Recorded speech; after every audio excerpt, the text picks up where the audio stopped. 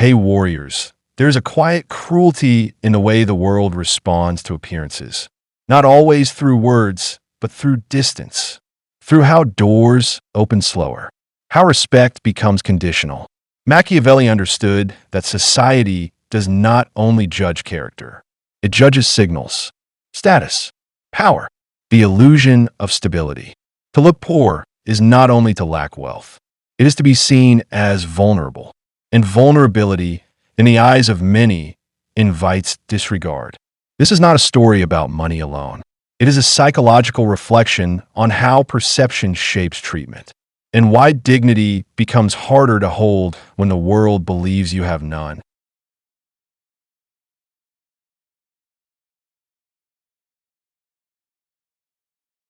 There's rarely a single moment when it begins. No loud rejection, no open cruelty. The world does not always say, "You are less." It shows it. In this way, eyes move past too quickly. In this way, conversations shorten. In this way, warmth becomes distant. This is the first shift in treatment. It is subtle enough to be denied, but sharp enough to be felt. A person may enter the same spaces they have always known, yet suddenly feel invisible inside them. Not because something inside has changed, but because something external has been read differently. Clothing, posture, the quiet signals of scarcity. Machiavelli understood that society does not respond purely to truth. It responds to perception. People do not always respect what is good. They respect what appears strong. And when someone looks poor, the world often interprets it as weakness. This interpretation is rarely conscious. It is instinct. Human beings are trained by hierarchy. The mind constantly scans for cues. Who has power? Who is stable? Who has leverage? Wealth becomes a symbol of safety. Poverty becomes a symbol of vulnerability. So the shift begins. Service becomes colder. Friendship becomes conditional. Listening becomes rare. The person notices that their words carry less weight now. Those opinions land differently. That respect feels delayed. This is not only economic. It is psychological. The pain is not only lacking money. It is being treated as though lacking worth. Shame appears, not because poverty is shameful, but because rejection destabilizes identity. The nervous system asks, do I belong? Am I safe? Am I seen? This chapter is the recognition that the world is not neutral. It responds to signals. And when those signals suggest weakness, respect often disappears. But in this harsh clarity, awareness begins. Once the shift is seen, it cannot be unseen.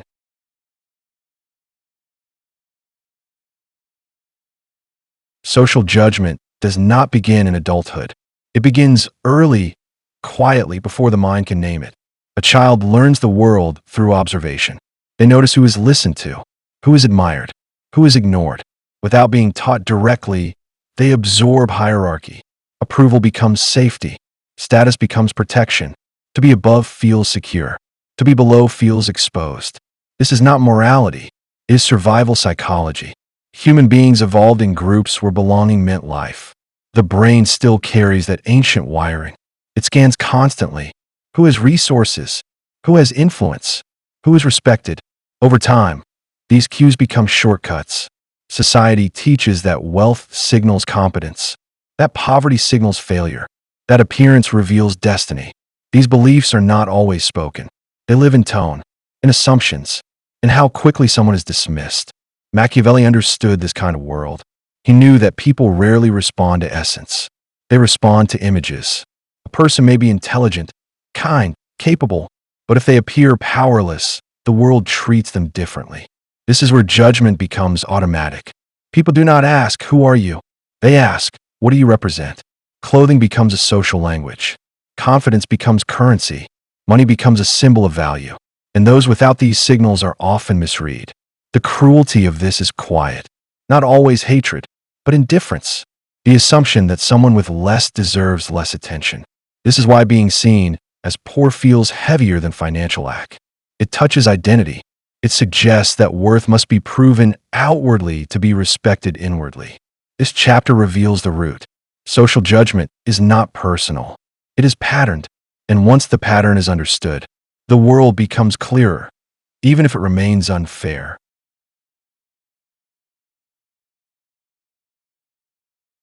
The human mind is constantly interpreting. Before words are spoken, judgments form. Before character is known, assumptions arise. Psychologically, perception is faster than truth. The brain relies on signals. It looks for stability, power, safety. Wealth becomes one of those signals. Not because money is morality, but because money suggests protection. A person who appears wealthy is often read as capable, influential, untouchable. A person who appears poor is often read as uncertain, replaceable, exposed. This is not always conscious cruelty. It is a cognitive shortcut. Social psychology shows that people associate status with competence. They confuse external success with inner worth. Machiavelli understood this deeply.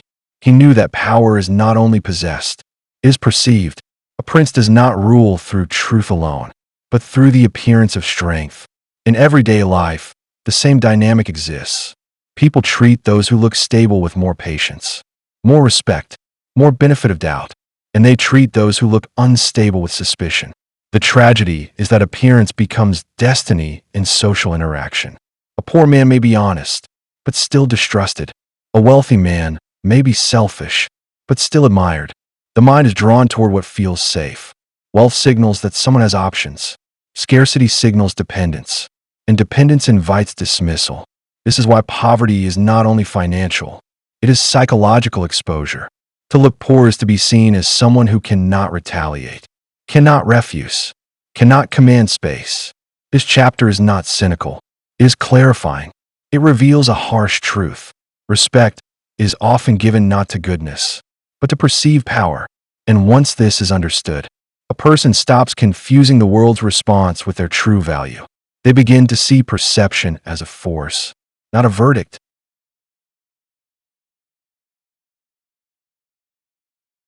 When respect disappears, the wound is not only external, it becomes internal.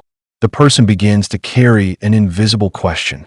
Am I less, or am I only seen as less? This is where conflict begins.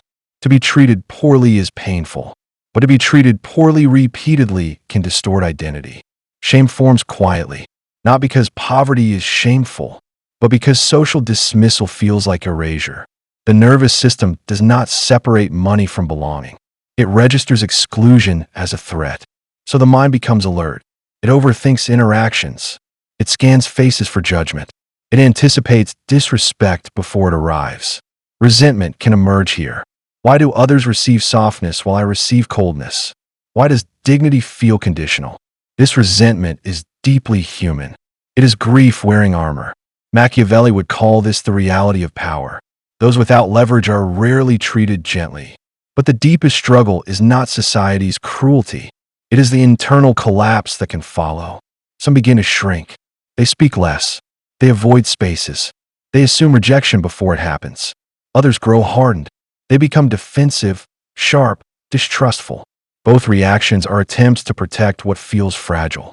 This chapter is about that fragility, the way external perception can seep inward, until a person forgets their own essence. Yet beneath the pain lies an important truth. Being seen as poor is not the same as being worthless. The world responds to symbols, not souls. And when a person understands this, the conflict begins to shift. They stop confusing judgment with truth. They begin to separate treatment from identity. This does not erase the wound, but it prevents the wound from becoming a definition. And that distinction is where dignity begins to return.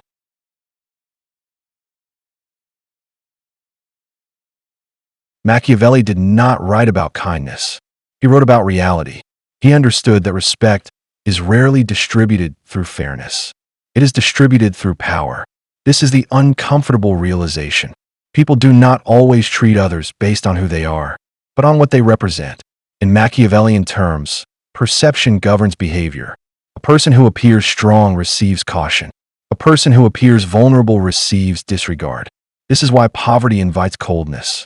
Not because the poor deserve it, but because weakness triggers something primitive in others. The world is shaped by leverage. Those who have options are treated carefully. Those who do not are treated casually. Machiavelli would say, Compassion is unstable. Interest is consistent. Many people are kind when it costs them nothing. But when hierarchy is involved, respect becomes strategic. This is why looking poor changes interactions. It signals dependency. It signals lack of influence. It suggests the person cannot retaliate or refuse. So society unconsciously lowers its restraint. This chapter is not about becoming ruthless. It is about seeing clearly. Machiavelli's realization is harsh but useful. If respect is tied to perception, then power is partly psychological. Not only money, but presence. Not only status, but self-possession. The person who understands this stops begging for dignity from a world that trades it conditionally. They begin building internal leverage. They become harder to dismiss, not through aggression, but through steadiness. Machiavelli's lesson is that morality does not always protect. Awareness does, and once awareness replaces illusion, a person can navigate the world without confusion. This is the turning point, to see power not as cruelty, but as a structure, and to stop being surprised by how often perception decides treatment.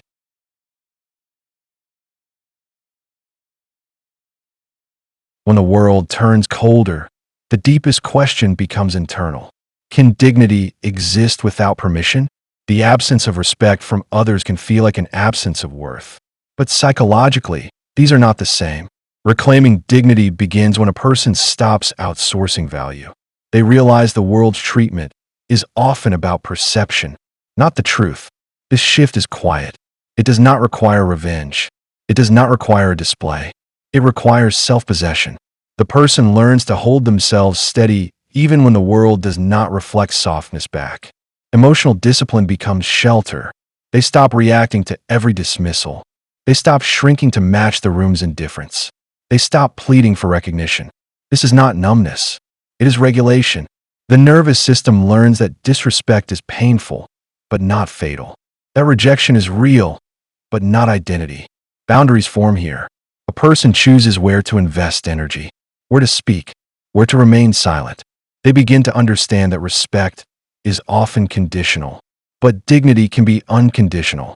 Machiavelli would call this inner power, the ability to stand without external confirmation.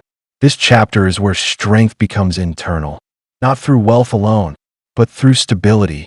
The person rebuilds from the inside. They carry themselves with a calm presence. They reduce the need to explain. They move with restraint. Slowly, the world's judgment loses some control. Because the deepest form of poverty is not lack of money. It is a lack of self-worth. And the deepest form of wealth is not attention. It is self-possession. To reclaim dignity without approval is to become unshaken. And in that quiet steadiness, something changes. Even if the world remains unfair, the self becomes intact again.